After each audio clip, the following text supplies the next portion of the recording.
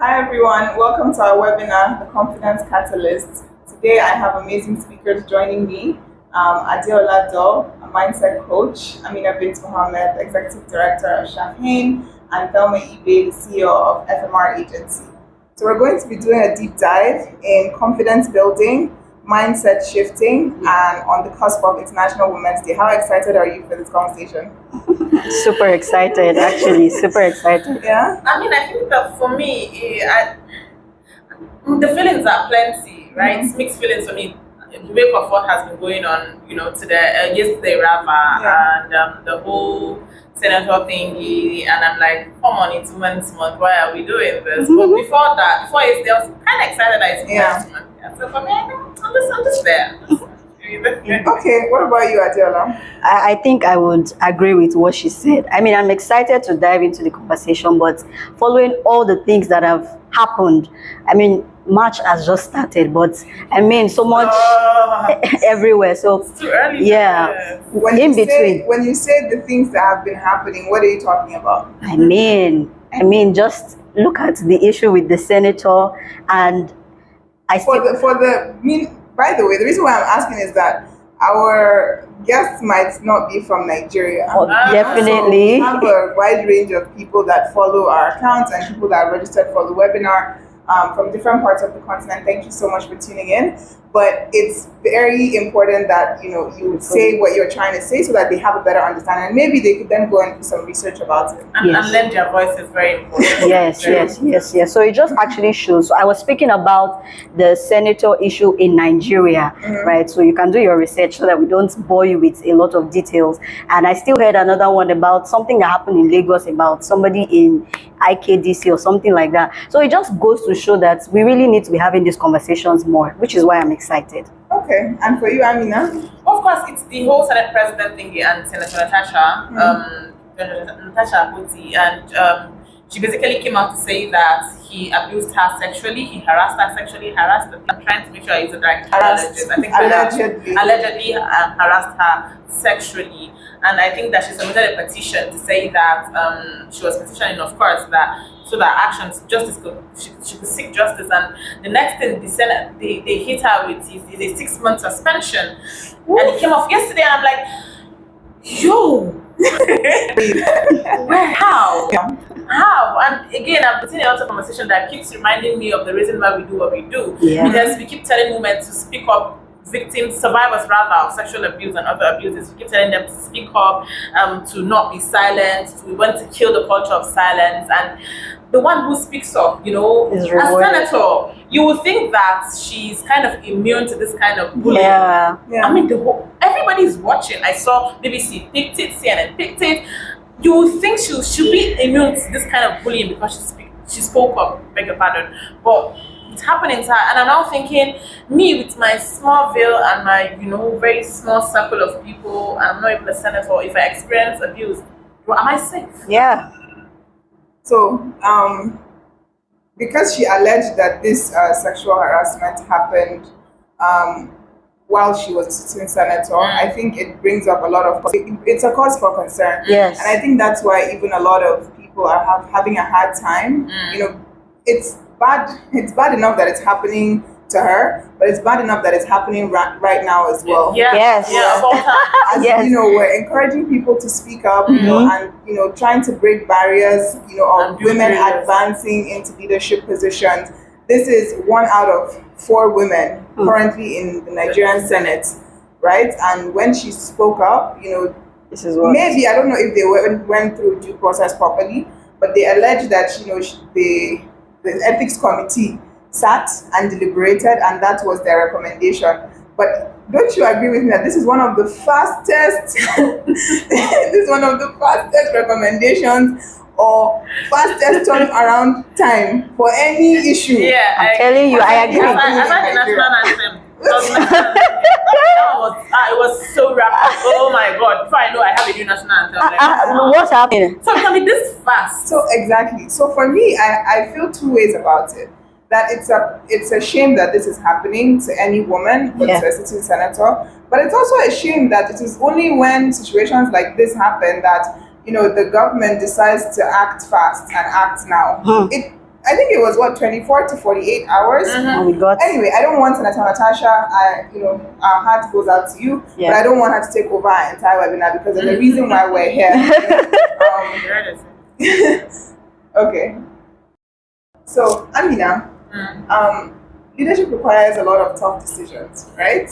And in your experience with entrepreneurship and obviously specifically targeted to women, how can women entrepreneurs develop resilience and confidence when navigating certain challenges?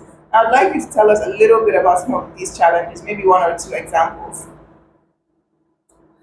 So the thing I like a lot about leadership personally is that a lot of people will tell you that join my leadership class and I have master class for no shade. Oh my god. Oh sorry, no shade, of course no shade. Oh no. But what I'm trying to say is that leadership is not exactly quality that is taught. Right? You can learn, you can pick nuggets, you can pick a thing or two from the way other people do what they do. But most importantly, there are certain aspects of leadership, certain components of leadership that you just have to experience. It goes beyond. I did a masterclass and she said, as a leader, you need to be assertive. How? For real. So these are things that until you are right there, experiencing it, that's how you overcome it. I give you a good example, personal one. Recently I started a job, a leadership position. I think that lately I've been really, the roles I've been taking, consultancy, etc. They have really been putting me in places where I have to play the role of a leader. And typical, I think one of the major challenges that we experience as women in these positions is mostly because the men think that you do not deserve to be here. I think first and foremost, oftentimes when we go to a place as a leader where you have a lot of men, women, children, you just name it, it's really plenty of persons of different age group, etc. and gender. The major bottleneck I've always experienced personally is always with the men. I'm not saying that women are beautiful and perfect and they don't give you headaches, but first and foremost with the men, they want you to first and foremost prove yourself that you deserve to be here. They don't care that you had maybe 4 stages of interview before you got there. You have to prove that you're not just a pretty face. Oh no, it's not that your bum is big, it's just that you can actually get the job done. A personal experience now is that, so I'm trying to tie it back to the fact that I'm trying to give a specific challenge and how best to address it. So when I started the job, and I know that the first day I met him, he was supposed to report to me, and something happened. He was supposed to give me something though, he was supposed to hand over something, and he was becoming chaotic. And I've been in leadership position since I was 15. My dad actually has business, so he just really places you. My dad does not really care about. He does not see age. The fact that I am first female and second child, bam. During holiday, manage this particular business, you dare not fail. So I've learned my way around there. So when he started, and he's married, he's got kids, so typically already he's feeling like, who is this person? Small girl, right? And small girl. No, oftentimes that's what they really Yes. They're like, we are not. Do you understand? So typical, he was doing this he was just lashing out. I said something and he was lashing out. And the first thing I did was disengage. So I just kept quiet. So I let him talk. And as soon as he was done, now the assertion comes in. And then in clear terms, I said, you are going to do this by this time before the close of business and going to tell my team. And that's on period. And that was the only thing I said, and I left that conversation. But oftentimes women are quite very emotional. Yeah. Oftentimes you want to engage. How dare you? You're supposed to be reporting to me. But I'm not the person that's it. But what I've come to learn over time is that as a leader, you do not have the privilege, you do not have the audacity to be rowdy. And I'm not saying that. Word. I know that oftentimes they only see women as nurturing and all of that. But I'm just saying that at the same time, especially men expect you to react in a certain way. They'll be like, women have too much drama. In his one, he even said, what's all this drama? He told me, me, what's all this drama? Me, right? But in my head, I'm like, no, I do not have the audacity to be this person that he wants me to be. I am a leader, and I need to be assertive at this particular time. That was our first disagreement. If I allow him to walk over me, if I allow him to get to get me to start engaging with him, exchanging words, I've lost my respect. Invariably. That's how, it goes without saying. So typically what I did, I just disengaged. First and foremost, I'm trying to let you know that I am not going to stoop low. I am not going to be at your capacity. Yeah. And that is where the assertive and constant. And that's one challenge that women actually face. Another one off the top of my head I know is that oftentimes people always assume that you are not good for the role. Yeah. Being a woman. It's typical. Even with funders, they find it hard to, when it's just these days that we're having the whole women-led organizations, everybody now saying, oh, you have to be a women-led organization now. But before now, even if like the NGO sector alone, if you go into the business world now, the corporate society, and you find out that investors are quite more skeptical to invest in women because they start thinking, oh, she has family, especially when you're married with kids, she might not give the business her all, etc. One thing I always tell women is that you need to know your onions. I was watching this movie by Tyler Perry, I think 6888. Yeah. And Kerry Washington said something. People really like that movie. Very great movie. I'm not a fan of it. Really? Go ahead. Have you seen it though? I have. I watched it the week it came out. Kerry Washington said something to the black woman.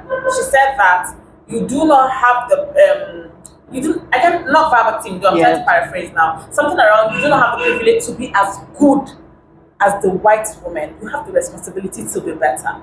It's the same thing with women in this patriarchal society. Don't think that I'm good, like I know the basics. You don't have that, right? You don't have that privilege. You have to be exceedingly good. Yeah. That's why I keep telling women, you need to read the books, read those books, get good at it. When you stand in a room, you need to be able to command it. And for you to be able to command it, you need to be very knowledgeable. Like personally, when I went to go speak at an event that I'm not very vast on the topic, my confidence level is it dwindles. Like I'm like, I don't know. What if they shoot me one question? And you don't know what to say. You don't know what Compared to when it is something that I extensively I know about it, oh my god. See, even if you shoot me a question I know the answer to, I'll tell you, I'm not really sure I know how to answer this, but you can reach out to me after this. If I make a research, I will give you feedback. And I'll say it with so much confidence. Because this is something that I know. I keep telling women that you need to know your onion. Absolutely. You need to be good at what you do, exceedingly so. So that's another way that like I'm trying to mention challenges and also like give you so overall I think that what stands out the most at every single time is that you know what you're doing. Yeah. So whether or not they think you're worth it, that's that. I mean, it's like we're living it. Just Adeola, for you work a lot with people around mindset transformation. Yeah. And I'm sure like you've heard this so many times where people just say to you, oh, you know, I'm supposed to be confident. I've been told, you know, oh, I'm confident, you know, or I'm supposed to be. Or you hear people just say to you, or even something, I don't know what your experience was prior to, you know, building the company. But I'm pretty sure, like once in a lifetime, you've heard people just say to you, "Oh, you look like I'm very confident." You know, you can just do it. Just So naturally, what Ameenah said, that confidence is not always natural. You know, it doesn't come to everybody. Yeah. You know, and what I want to ask is that is there like a daily practice or a habit that people can, especially women, you know, because it varies. Is there a daily practice or a habit that they can pick up to build that skill? Because really it's a skill, it's not a gift. I completely agree. And, you know, this is something I always tell people. So I have this program that I run. It's called the Confidence Bootcamp. And one of the things we do there is to sort of break down what confidence really is. Right. And, you know, what you just said about confidence being the skill is what we start with. When you look, many people think like confidence is how well you are together, how eloquent you are, you know, all of those things. We're not saying it's not part of it, but it goes beyond that, which is what I also want to say about what she said about knowing your onions. So when we're talking about building like daily practices, what I always say is that competence is what leads to confidence. So if you, I know that's right. I mean, if you commit daily to, you know, the point of mastery, you'll find yourself becoming confident in that particular thing. There are people that you feel you are not confident enough because you know you don't know something about this thing. You've not really committed to it. You have not honed it properly. You have not given yourself to it to the point where you should. And it now feels like, I don't really know this thing. So when you are put to test, it looks as if you don't know. Another thing that people, when people say they lack confidence, when you are not able to see things through, is also a pointer that you probably lack confidence. So when you actually see things through, you commit to building competence. That's a very powerful thing to say. It's you just commit to mastery. Excellence is a non-negotiable for women that want to be in leadership and all of that. If you want to build confidence, excellence is non-negotiable. So what about the people that say that they don't want to be leaders, especially for women, and they're okay with being in that realm, I guess? I mean, that's fine. But people, if you are going to look for somebody to get the job done, you won't look for someone that will do it haphazardly. So whether or not you want to be a leader or be at the top, competence is still required. You still need to put in your best. You also need to, I think another way is, you need to do a lot of reframing and restructuring, which is also what I do. Unlearning. Yes, unlearning. Because we have been exposed to a lot of things growing up.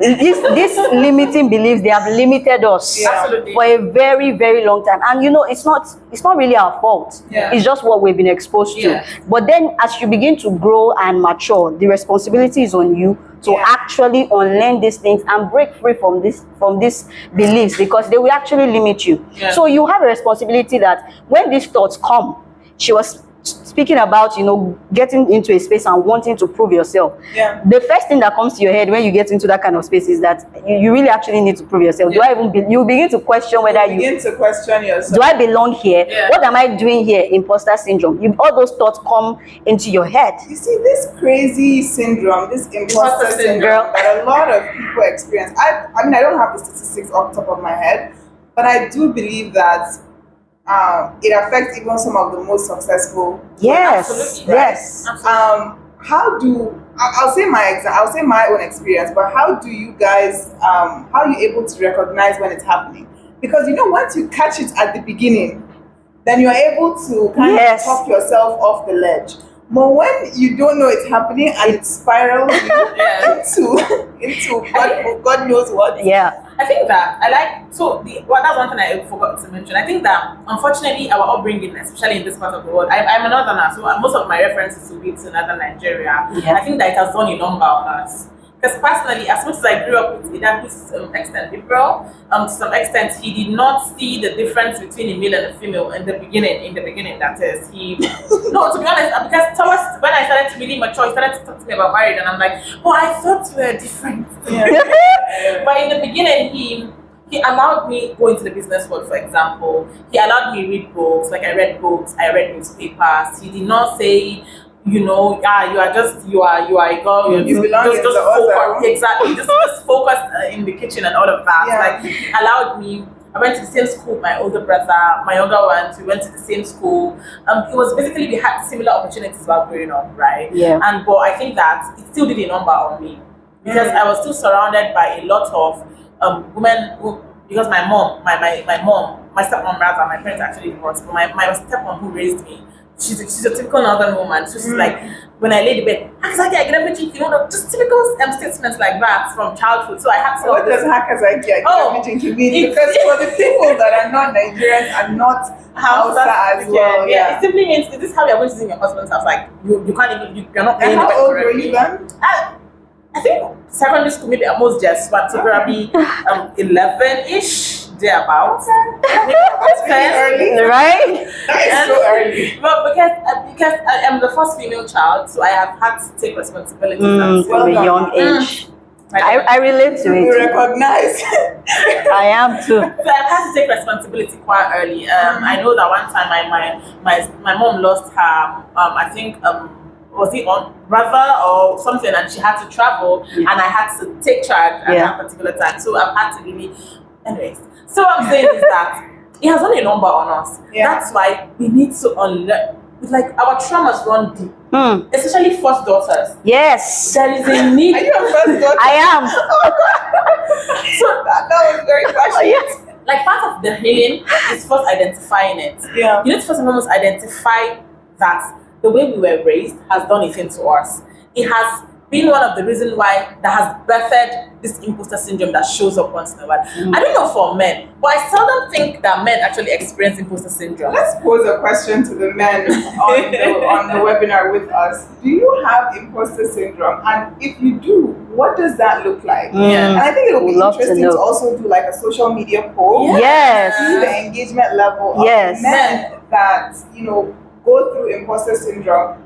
Do you have it? That's the first question. The second one is what does it look like for you? How does it come to you? And the third one is what is one thing you do to pull yourself out of it before it spirals? So I'll take your example now of what does that look like for you and how do you try to get around it? Okay.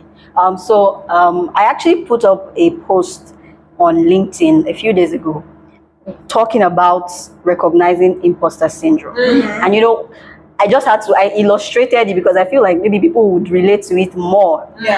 And one of the ways that this shows up, you know, it will definitely come up in your thoughts.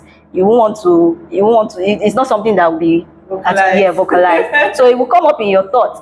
And like I earlier said, when you get to a space, a new space, an event, you know, somewhere where you just have to do something, and you're already questioning why you are there.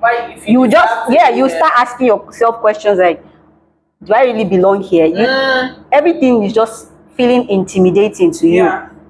You walk into a place, maybe it's even a speaking event, because you know imposter syndrome. Let me speak pidgin now. You know they look face. It does not look at anybody, because I've heard that even actresses in Hollywood still battle with imposter syndrome. So it's not a respecter of anybody. So but then when you get into a space and you are starting to question your ability, question why you are there, do you deserve to be in that room?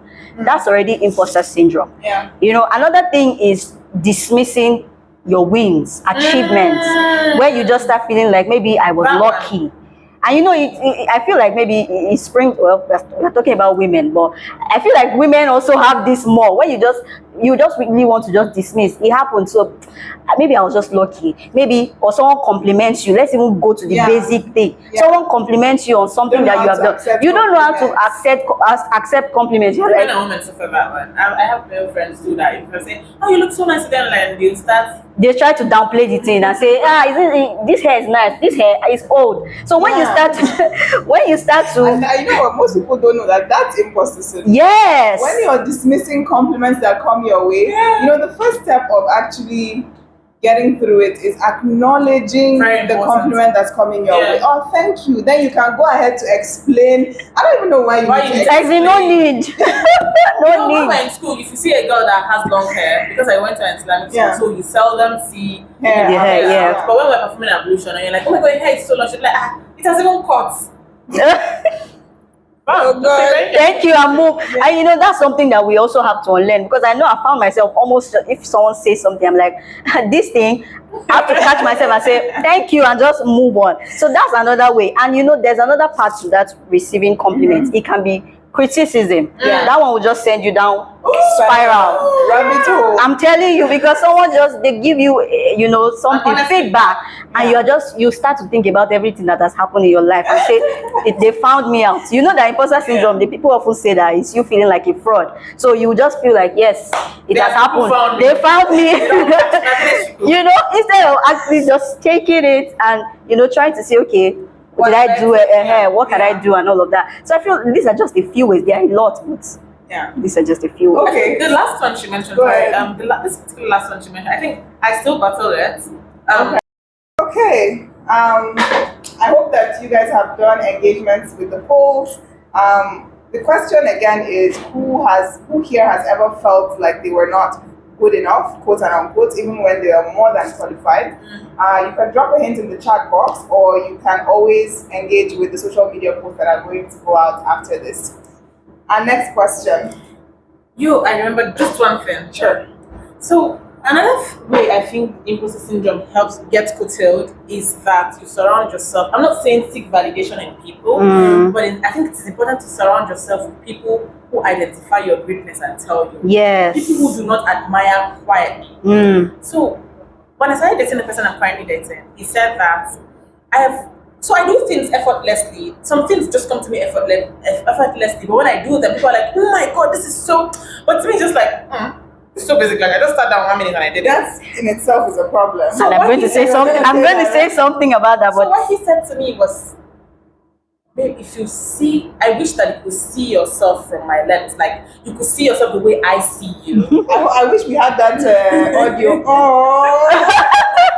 If you see yourself the way I see you, you will know how absolutely amazing you are at the things that you do. That particular thing, Validation. that one thing he said changed something in me. I'm not saying the importance of it disappeared. I'm not saying that it disappeared completely. Yeah.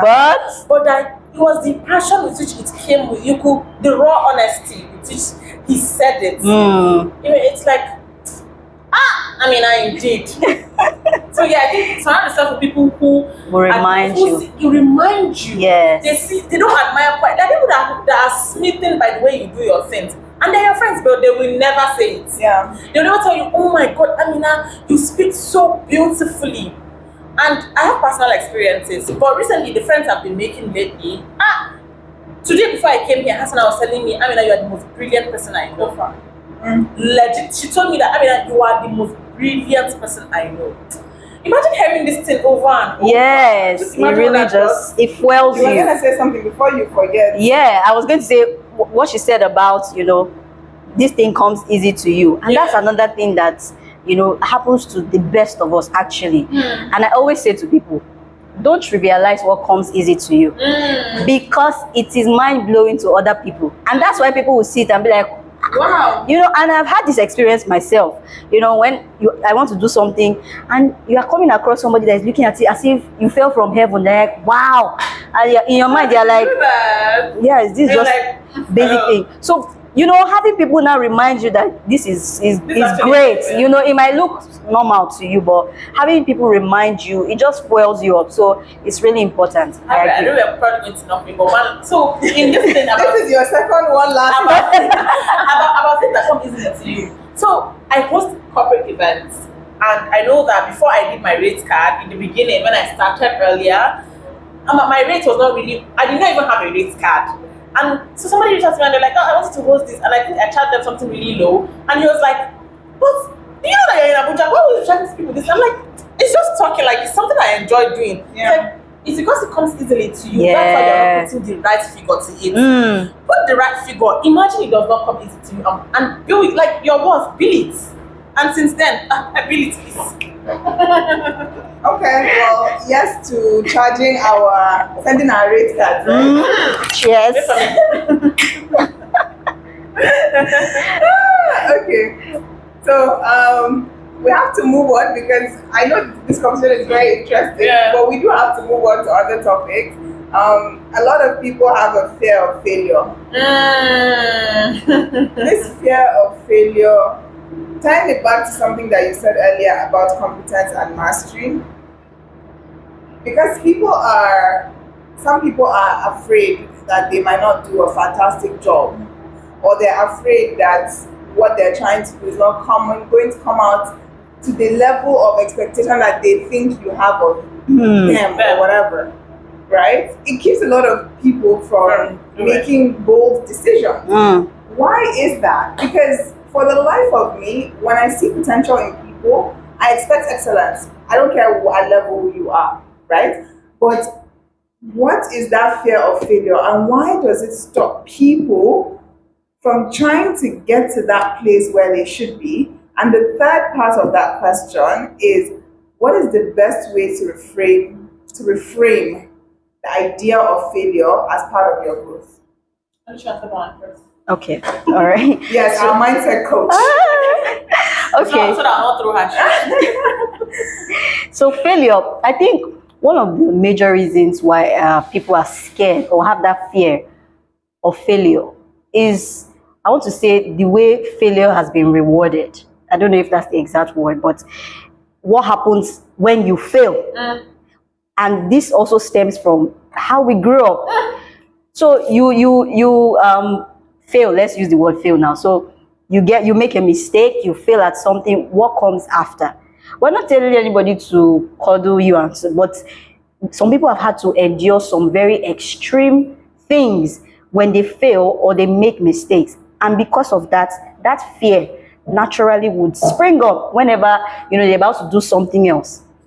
So how do we break this? It's not easy. I would not even tell you that it's easy, because even as you mature, as you grow, you still have those times where you want to venture into something, particularly something that maybe you've not done before, right? And it just comes again. And you know the way the mind is very powerful. It begins to remind you.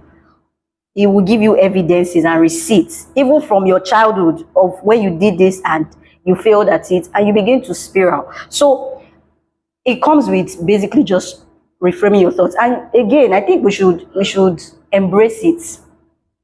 Yeah, it's okay to fail, but what happens afterwards is what really matters.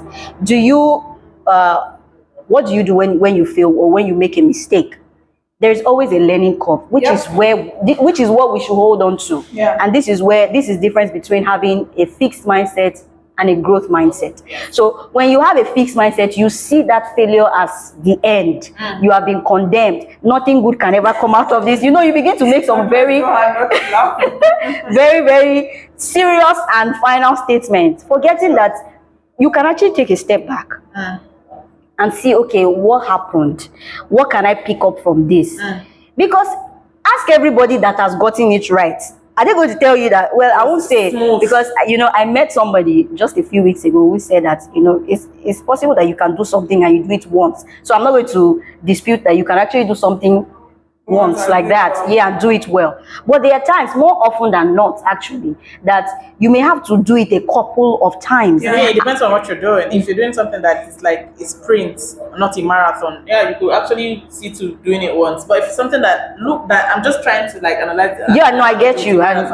Of course, you might likely happen. Exactly. So it's okay. We need to keep telling ourselves a lot of things that have to do with the mind. You have to reframe it to what will help you move forward. Because if you stay there thinking that is the end, everybody's looking at you, now you have failed, how do you stand up from here? You know, these are some of the thoughts that run through our minds. You won't be able to move forward and do anything. But how do you reframe it when it happens? Failure is hard. It is very painful. So we're not going to sit here and tell you that it's when it comes, you're not going to say yes, let's move forward. It would shake you because you're human. But what you do after that is what makes sense and what makes the difference. So you reframe it by telling yourself, what can I learn from this? When you take a step back, what can I do to make it or have a different outcome? Or sometimes it may mean that you need to even speak to somebody else so that you will see from a different perspective. You know, so there are so many strategies that can help you, you know, leverage on failure to get to the point of success. That's good. I really like that.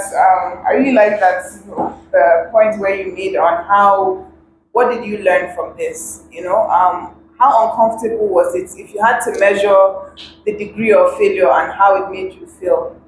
What was the degree? Was it a 1 out of 5? Was it a 4? And if it was a 4, what feeling did you get? Was it that, you know, it was this, you know, cringy? Cringy feeling. Was it that, you know, it felt like the room was spinning too fast? Is it that, you know, you felt like there were too many eyes on you and were they judgy? And when you're trying to think about what you learned from it, if you remember what that feeling was, then it might be easier for you to catch it the next time it happens. It's gonna come. It's gonna come. But what do you think of it? So for me, I'm just gonna start with Titi Lopez.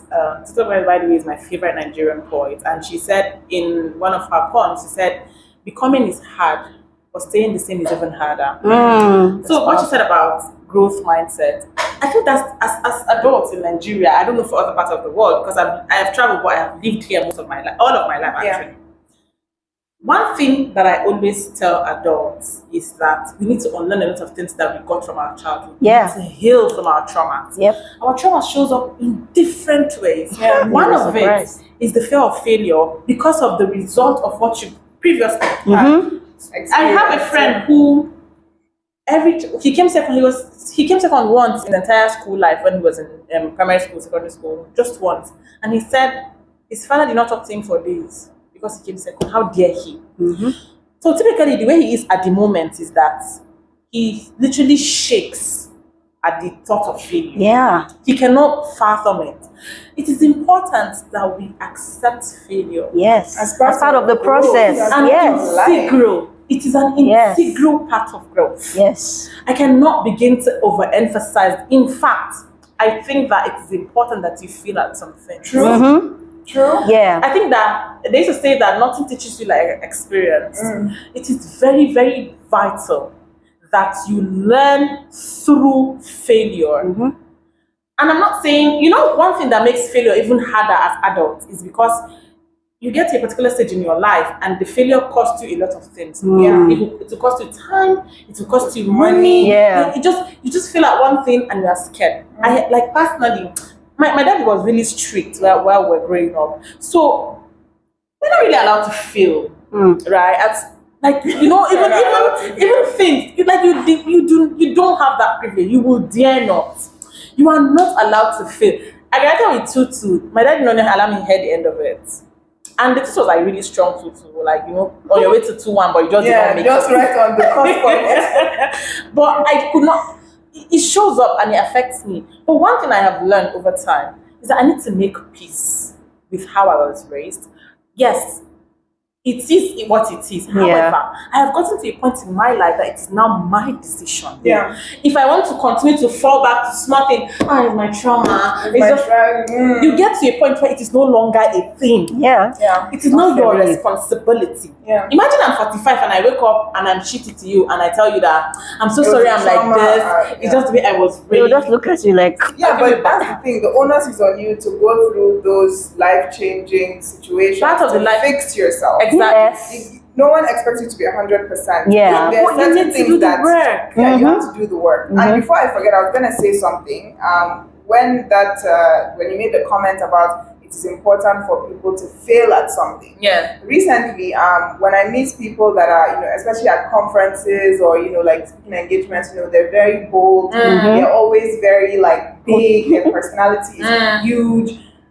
When they're like talking about their lives and their work, well, primarily it's work because it's a professional setting, and I'm not necessarily like taking on friends all the time. Yeah. So when I meet people and they're this like bold personality and whatnot, when I ask them, I'm like, tell me when you say, oh, what have you done? What do you do? What's your work? How many countries you traveled to? I always find a way to put this question into people. So what have you failed at recently? Good question. Yeah. It will humanize people. Yes, it humanizes people and it also allows them to take a step back from this beautiful high horse that they're on. Yeah. Sometimes it might not be as a cause of arrogance. It might be as a cause of overconfidence. Yes. Some people are just naturally confident in who they are right now, that they forget when they're speaking to other people that they are projecting too much. Yeah. And I'm not saying dim your light for anyone. No, don't dim your light for anyone. But you have to feel there needs to be a part of you that feels very human. Yes. Relate to. That's relatable.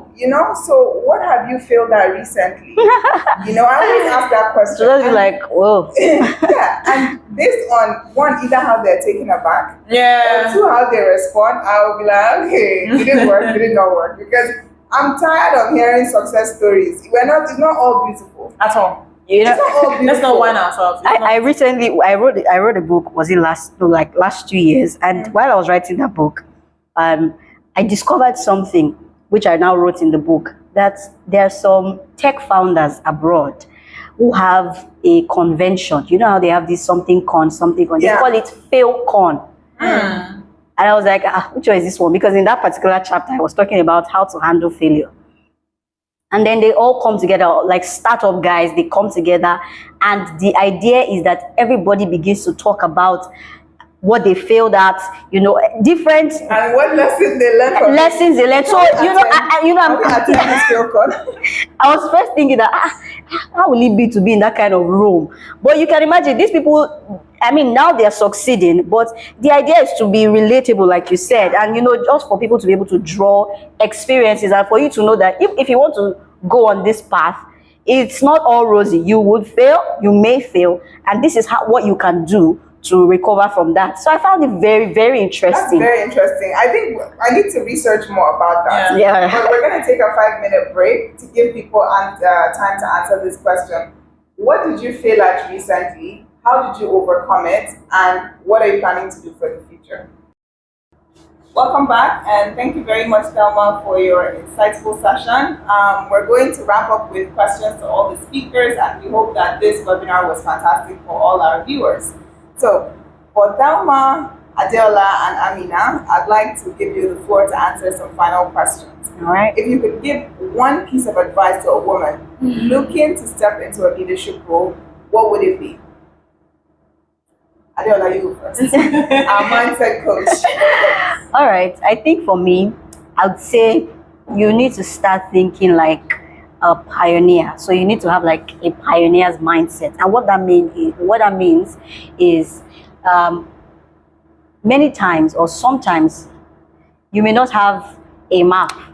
You may not have a route to follow. You may actually have to pave the way by yourself. And also to remember that maybe there are people coming after you. So you need to think like that to be able to step into that role. You also need to understand that it doesn't have to be all perfect. Yeah, you also need to, because to be honest, perfectionism, contrary to popular opinion, perfectionism is not the requirement for anything. It is hardly a requirement for anything. Progress is what really matters. And so when you begin to think about it that, I can take this step today, you don't need to have the full map. You don't need to have the full picture. You don't need to wait for everything to become right and perfect before you take a step, right? Which is what I was saying about having that pioneer's mindset. When you think about it as a progressive thing, it makes you step in, much more easier than waiting for everything to become perfect. Yeah. So that's what I would say. Okay, great. Progress, not perfection. Absolutely. What about you? So for me, I'm gonna say that I know that it's gonna sound cliche, but first and foremost that you are enough, because often I know that we have been brought up to believe that we are not enough, or not enough in leadership positions, so to say. Where we are enough is usually when it comes to cooking, cleaning, and all of that. But I want to tell you that if you can dream it, this is maybe I agree. If you can actually think it, you can bring it to life. That's true. Yeah. And that nobody has it all completely figured out. Yes. We are figuring it out while we're at it. You know that I like my circle of friends. So we say that we're going to do it afraid, we're going to do it shaking, we're going to do it unsure, but most importantly, we are going to do it. That's it. And we are doing it. Yeah. I want you to do the same for yourself. You will be afraid. It's part of it, but most importantly, with the fear, with the palpitations, with the anxiety, you name it, make sure that you are doing it, and do not wait until you have it all figured out. It has stopped us. Like Hasana, my friendship with Hasana is something that I actually adore. She said, so I was trying to say, I'm going to do this, but I don't have this, I don't have that. She said, Ameenah, people like you really want things to be perfect, and you wake up at 50, you have not done anything with your life. It was so hungry, but I needed to hear it. We like you. Yeah, she likes you a lot. That's very good advice. She said, you're just waiting for things to be perfect. Yeah. You can improvise, like it could be start from somewhere. Yes. Do the same. Like you don't have to see the entire staircase. Start with the first step in front of you. Word. And So get it small steps. There's this quote that I know. I think that was when the Americans went to the moon. Okay. One small step for I don't know if it was the person. So who went to the moon now? Armstrong. Yes, Armstrong. Neil Armstrong. One small step for him, one giant step for humanity. Mm. Yeah. So small. One last thing I wanted to Go ahead. refrain from comparison. Oh my god. I think that's going to be a better answer for the next question. Oh, okay. Actually, if I think about it. Okay, I'll just let it be at one small step and one giant leap for humanity. Yeah. So for yourself, one giant leap. So I think for me, if I would give one piece of advice for a woman looking to step into a leadership position, I would tell you to believe and trust that you're there and for a reason. And by the time you walk into that room, or by the time you're making that decision to go into that leadership role, there's a reason why it's happening. You have to trust yourself. You have to trust your own capabilities, and you have to also believe that you can be able to do it. Yeah. So the second question, what changes do you hope to see for women in leadership? What changes do you hope to see, either from them or from the world around us? And you can use Nigeria as an example. Women in leadership. Or Rwanda, or Ghana, or anywhere. So you want me to go first? No, you can go. I think first and foremost, please, in the wake of recent happenings, women in leadership, I need you to know that by the time, as leadership as an entity by itself, that we are a minority. We're already a minority, and that's kind of fit into it. It already looks like it's a casualty. I'm not trying to be, aspire to aspire kind of thing. But for real, because we're already a minority, we no longer have the privilege to not be together. We cannot not support each other. Yes. We cannot compete with each other. We need to be voices that stand together. Because Elizabeth, one of my staff, was saying that she was doing a script for our FGM week thingy, and she was saying something like, remember that a broom sweeps cleaner than one single broom. And I know that it's an old adage, but it's an African proverb. Yeah, but I've forgotten about anything like that existing. But it took a moment. I'm like reflecting, like, spot on. That is true. I need us women leaders to rally around each other and be our support system. One thing I've come to realize is that one of the easiest way that they try to break us every time is, okay, for example, let's take it out to the music industry. When two women come out and they're singing, and for example, I don't know if you know, like Nikki and Cardi B that time, the first thing they wanted to do was to put one silly beef between them, rather than allowing them to come together and put their fan base together and make more money out of it and be stronger. Yeah. But it's the one thing that they always try to do first and foremost is to throw in one animosity between us, so that you see the next woman and your first thought is, what does she even think she is? It's so unnecessary. It is. We need each other. We are already a minority as far as leadership. For example, the Senate only has 4 women. 4 women. They need to be together and not separated. That's why. Okay, let me know. Adeola, over to you. Yes, very powerful point. And just to add to that, we need to leverage on collaborating together. You understand? So coming together is really powerful. I think what I will add to that is we need to lose our anchors. You know what an anchor is? It holds maybe a ship or a boat to just keep it, so that it doesn't drift. But we have come to a point where, with all the happenings and all of these things that we're talking about, it's time for us to actually ditch these anchors. Now, the anchors they were supposed to keep us safe for a particular period of time. But we have come to the point now where we have to lose them. And when we talk about anchors, we have the internal and the external one. So there will be a time where you need to summon up courage for you to take, become bold and audacious and all of that. But we also have systematic anchors, and this is what women have had to fight through from time immemorial. We are still fighting it today. So even in your workplace, she was sharing an experience earlier, you will get to a point where these things there are already structures there, and you need to fight them and fight through these anchors to be able to penetrate into whatever space and sphere that you. So you need to identify what your anchors are, and you need to fight through them and just lose them. That's the word. Dismantle them. Because let me give you a practical example. This whole Senator Natasha and the Senate President thing, you know what it has. If Akpabio comes to look for you, I don't know don't come and look for me. So you know what it has bettered, that invariably now it means that the next female senator who will be harassed by anyway, she'll find it hard to come out and talk because she'll be thinking, 6 months suspension is not a joke for me.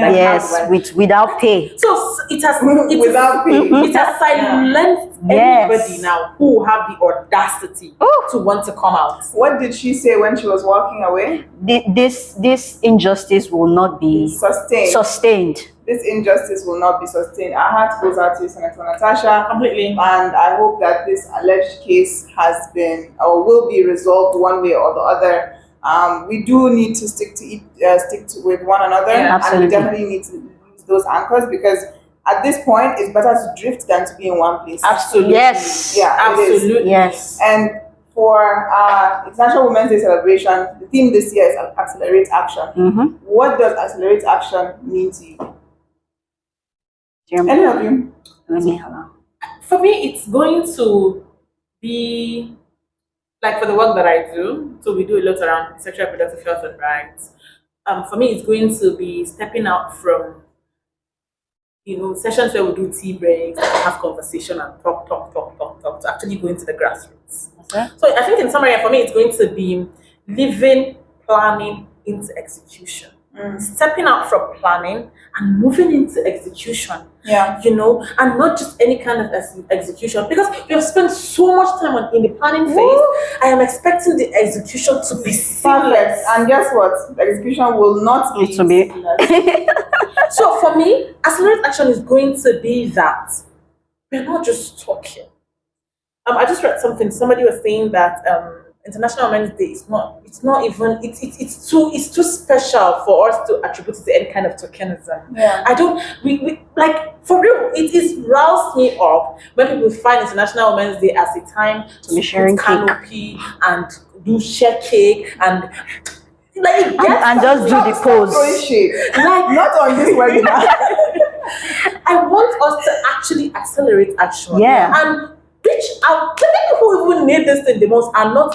I want the commonest. Then they're not. I want the Fulani woman in her ruga, like the Fulani houses in the bush, to know what International Women's Day is and feel it.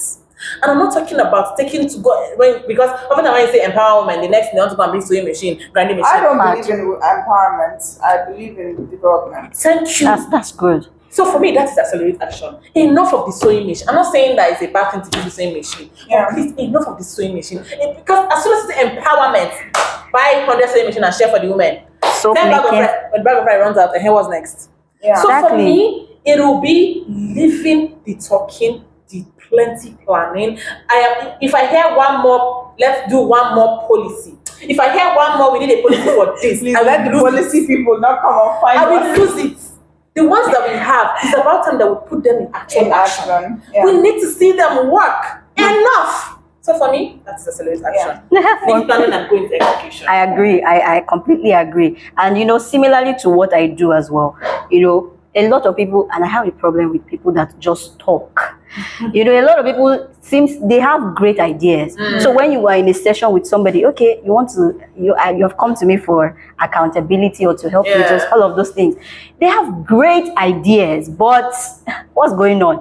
You will hear 1,001 excuses. Different things. Some will stem up from the traumas that they are dealing with, the experiences, they have blah, blah, So we have had enough of that. I think it's time for us to step in and start taking action. We need to bridge that gap between intention and execution.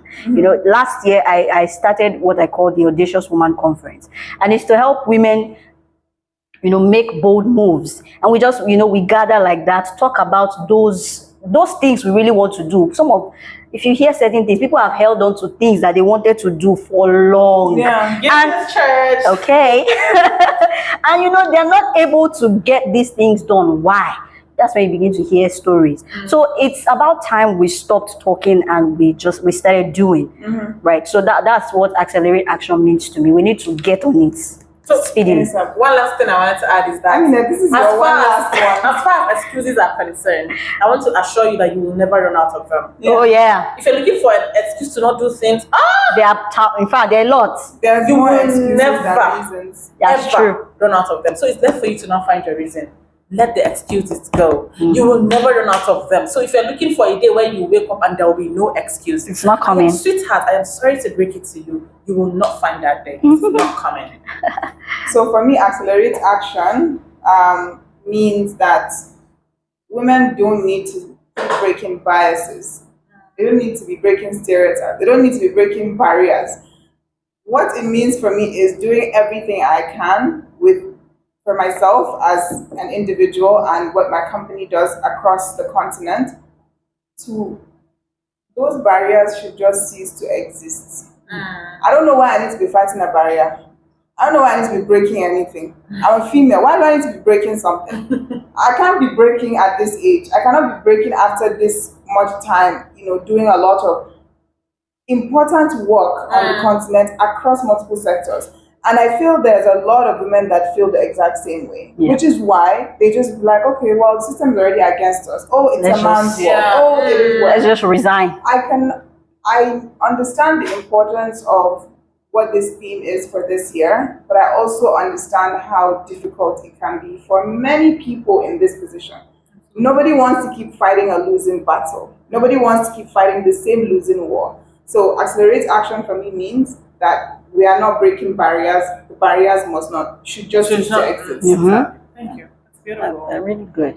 All right. This was a very interesting conversation. It was. For us to pave the way forward, I want you, off the top of your head, to mention 5 women that are doing great things. Let the audience go and find them. List 5 women, and you're gonna start now. You first. Okay, for me, I'm gonna start with Hassan Ameenah. Absolutely adore her. You absolutely. That's Habibah Waziri. So before you say, some people don't know you. Habibah Waziri. I think that when I met you the first time at the UN House. I like to tell stories, but. Yeah, and I follow the work that you did. I'm like, she is the person I want to be in the future if I work on it. Then of course myself, hello, have you seen the work that I do? And that's 3 off the top of my head. Priye Diri, she's so these are really women that are in my circle, and I adore the work that they do because they're really doing amazing work. Because I see the work that she basically works around violence and helping survivors and all of that, and she does beautiful work. And I mean, Sally who, but she's deputy country director for MacArthur Foundation. Okay. I don't know her, but I'll look her up. I love. She has this insightful thoughts. I absolutely. No, I love this woman. I actually have more than 5 because I also look at Chioma from TechHam, and I love the work that she also does. This woman are women that I pick inspiration from, and this other woman, no, she's not a Nigerian though. Preeti Haman, she's the founder of Nguvu Collective, and I love the work that she's doing with Nguvu. Where is that? Kenya? Yes, Kenya, across Kenya, Nigeria, India. Like she works across, and I absolutely adore this woman. Okay, that's how many? 6. I actually mentioned 7. 7. All right, go ahead. Okay, for me, I think anybody who knows me well will know Debola Deji Kurome, popularly known as DDK. She's a phenomenal woman. I think that's what I'll say about her. She's a great transformational coach, and yeah, just check her out. So you will see what I'm saying. And then of course myself. Yeah, Adeola Do. Right. We also have, I think, Ibukwa Woshika. I recently just started, I mean, I know her, I've heard of, but then I recently just started listening to her and following her work, and I think it's really good. And this woman that I also recently came across, very randomly, I don't know if I'll get her surname right. Her name is Doreen, maybe it's Oromo, let me not murder it. But I think what she does is very, very great. She helps sex workers, and she helps to rehabilitate them. And I think that's really very fantastic. So you can also check out. That's how many now? That's 4. The 5th person. What am I going to mention now? Just put my name. This is a problem that you cannot mention 5 people. Go ahead. Without including yourself. Go ahead. Without including I already included myself. Yeah, so that's fine. The 5th person. The 5th person, I think I have quite number. Oh yes, of course. Sarah Jakes Roberts. Yes. Sarah, she's also not a Nigerian, and she's doing it very fantastic. With these people, I really appreciate their work because it's tied to something that I do, and it has also helped me in my journey. So this is why I've mentioned these people. So Sarah Jakes Roberts. Okay, I'll list my 5. So number 1 is my sister, Amira Waziri. She works in the mining space. Wow. Yeah. If you want to do mining in Nigeria, you need her. But yeah, she's brilliant mind. Brightest future that she has, that young lady. Second person, I would say Aisha Shaibu. She works in sports. She runs an agency, and her core focus area is sports, and she's doing fantastic things. Interesting. Zainab Yau, she runs Asali campaign, so trying to curtail and do advocacy around skin bleaching. Yeah, and in Nigeria. So she's doing great work as well. That's 3. The 4th person I would say would be Iris Urumba. She runs a consulting firm quite similar to mine, but she also has this Women in Leadership Summit that happens every year in Rwanda, and it's coming up actually in 2 weeks. So she's also doing fantastic work around women empowerment.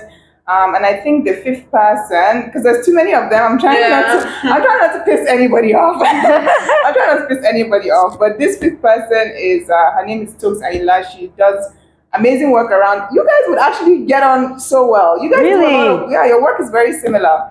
So she does, Tokes Ayla. I'll connect you with her. All right. So she's a personal development coach. She works in sports. She works in strategy. She works in consulting. But more importantly, she's representing us today in Lagos at this International Women's Day event that we have in partnership with Mide. And she's also going to sit in my place to judge the part of the jury for the Pitch Prize Challenge of women leaders that are pitching for a chance to win 500,000 naira. So she's doing fantastic work, and I'm so proud that at least I know these people. I can shout them out, and all the people that you've mentioned today, we're also going to look into what they're doing and. From these 5, I hope it reaches to 500, 5,000 to 5 billion. But yes, thank you guys so much. This was honestly like a great conversation. Shout out to my team for putting it together. I'm really proud of them. But yeah, I'm very happy that we had this conversation, and I look forward to hosting you guys